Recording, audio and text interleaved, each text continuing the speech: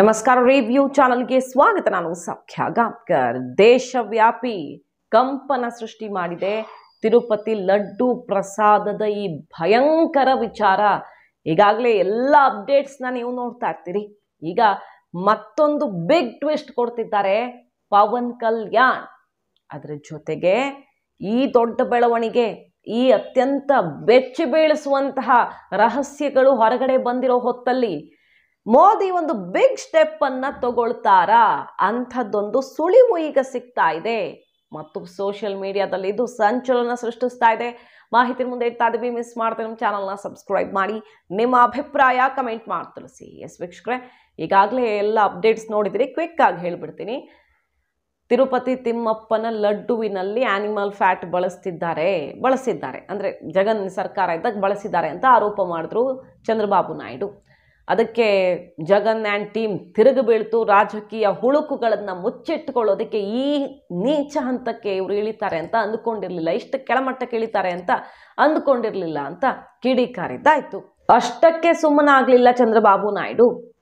ಏನು ಮಾಡಿದ್ರು, lab reports ಸಮೇತ, ಸ್ಯಾಂಪಲ್ ಟೆಸ್ಟ್ ಸಮೇತ ಈ ತುಪ್ಪದಲ್ಲಿ, ಲಡ್ಡು ತಯಾರಿಕೆಗೆ ಬಳಸಿರುವಂಥ ತುಪ್ಪದಲ್ಲಿ ಆನಿಮಲ್ ಫ್ಯಾಟ್, ಅದು ಕೂಡ ಹಂದಿ, ಬೀಫು, ಫಿಶ್ ಆಯಿಲು ಎಲ್ಲ ಬಳಕೆಯಾಗಿದೆ ಅನ್ನೋದನ್ನು ಲ್ಯಾಬ್ ಟೆಸ್ಟ್ ಸಮೇತ ಪ್ರೂವ್ ಆಗಿರೋ ರಿಪೋರ್ಟ್ ಇಟ್ಟು ಈಗ ಆಡಳಿತ ಮಂಡಳಿ ಕಡೆಯಿಂದನೇ ಸ್ಪಷ್ಟನೆ ಬರುವಂತಾಯಿತು, ಒಪ್ಪಿಕೊಳ್ಳುವಂತಾಯಿತು. ಹೌದು, ಇಂಥ ತುಪ್ಪ ಬಳಕೆಯಾಗಿದೆ, ಅಲ್ಲಿಗೆ ಆನಿಮಲ್ ಫ್ಯಾಟ್ ಸೇರಿಕೊಂಡಿದೆ ಪ್ರಸಾದದಲ್ಲಿ ಅನ್ನೋದನ್ನ ಒಪ್ಪಿಕೊಂಡಂಗಾಯಿತು.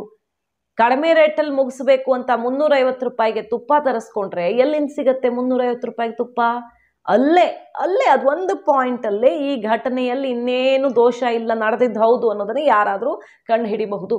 ಕಲಬೆರಕೆಯ ತುಪ್ಪ ತರಿಸಿದ್ದಾರೆ, ಆ ತುಪ್ಪದಲ್ಲಿ ಇಂಥದ್ದೆಲ್ಲ ಇದೆ. ಕರ್ನಾಟಕದಿಂದ ಹೋಗ್ತಾ ಇತ್ತು ಶುದ್ಧವಾದ ತುಪ್ಪ, ಈಗ ಮತ್ತೆ ಹೋಗೋಕೆ ಶುರುವಾಗಿದೆ. ಮಧ್ಯದಲ್ಲಿ ಸಮಸ್ಯೆ ಆಯ್ತಲ್ಲ, ಆ ಟೈಮಲ್ಲಿ ಕಡಿಮೆ ರೇಟಲ್ಲಿ ತರಗಿಸ್ಕೊಳ್ಳೋಕೆ ಹೋಗಿ ಈ ರೀತಿ ಎಡವಟ್ಟುಗಳಾಗಿವೆ. ಬರೀ ಎಡವಟ್ಟಲ್ಲ, ಇದು ಬೆಚ್ಚಿ ಬೀಳಿಸುವಂಥ ಅಕ್ರಮ ನಡೆದಿದೆ ಅನ್ನೋದನ್ನು ನೋಡ್ತಾ ಇದ್ದೀವಿ.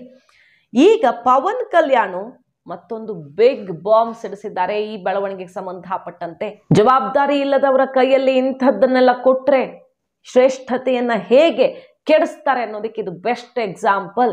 ಇದಿಷ್ಟೇ ಅಲ್ಲ, ಕಲಬೆರಕೆ ಆನಿಮಲ್ ಫ್ಯಾಟ್ ಯೂಸ್ ಮಾಡಿರೋದಷ್ಟೇ ಅಲ್ಲ, ಗುಂಡು ತುಂಡು ಸಪ್ಲೈ ಆಗ್ತಿತ್ತು ಬೆಟ್ಟದ ಮೇಲೆ. ಪಾರ್ಟಿ ಮಾಡೋದಿಕ್ಕೆ ಮದ್ಯ ಮಾಂಸಾಹಾರವನ್ನು ಸಪ್ಲೈ ಮಾಡಲಾಗಿದೆ. ಜಗನ್ ಗೌರ್ಮೆಂಟ್ ಟೈಮಲ್ಲಿ ನಡೆದಿದೆ ಪವಿತ್ರ ಸ್ಥಳದಲ್ಲಿ ಅಂತ ಬೇರೆ ಇನ್ನೊಂದು ಟ್ವಿಸ್ಟ್ ಕೊಡ್ತಿದ್ದಾರೆ ಕೇಸ್ಗೆ.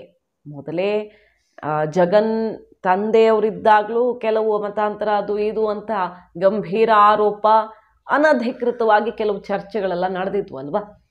ಈಗ ಜಗನ್ ಕೂಡ ಇಂಥದ್ದೇ ಏನೋ ಒಂದು ಕೆಲಸ ಮಾಡೋದಕ್ಕೆ, ಹಿಂದೂಗಳ ಭಾವನೆಗೆ ಧಕ್ಕೆ ತರೋದಕ್ಕೆ ಹೊರಟಿದ್ದಾರೆ ಅನ್ನೋ ರೀತಿಯಲ್ಲಿ ಅವರ ರಾಜಕೀಯ ಶತ್ರುಗಳು ಅತಿ ದೊಡ್ಡ ಮಾಸ್ಟರ್ ಸ್ಟ್ರೋಕ್, ಇದು ಎದ್ದು ನಿಲ್ಲೋದಕ್ಕಾಗದಂಥ ಸ್ಟ್ರೋಕನ್ನೇ ಕೊಟ್ಟಿದ್ದಾರೆ ಅಂದರೂ ತಪ್ಪಿಲ್ಲ. ಅವ್ರು ಏನೇ ಹೇಳಬಹುದು.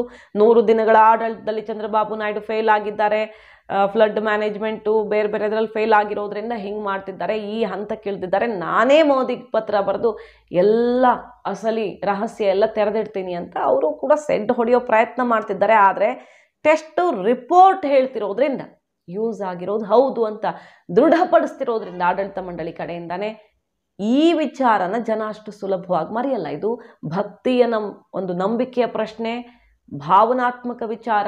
ತಿಮ್ಮಪ್ಪ, ಆ ಸ್ಥಳ ಮಹಿಮೆ, ತಿರುಪತಿ ಪ್ರಸಾದ ಅಂದರೆ ಈ ದೇಶದ ಜನ ತುಂಬ ಲೈಟಾಗಿ ತಗೊಂಡಿಲ್ಲ, ಅದು ಗೊತ್ತು. ಹಾಗಾಗಿ ಜಗನ್ ರಾಜಕೀಯ ಭವಿಷ್ಯವನ್ನೇ ಬುಡಮೇಲು ಮಾಡುವಂಥ ಒಂದು ಬ್ರಹ್ಮಾಸ್ತ್ರ ಬಿಟ್ಟಿದ್ದಾರೆ ಚಂದ್ರಬಾಬು ನಾಯ್ಡು ಅವರು. ಇದೆಲ್ಲ ಆಂಧ್ರಕ್ಕೆ ಸಂಬಂಧಪಟ್ಟಂಥ ಬೆಳವಣಿಗೆ ಆಯಿತು, ರಾಜಕೀಯ ಲೆಕ್ಕಾಚಾರ.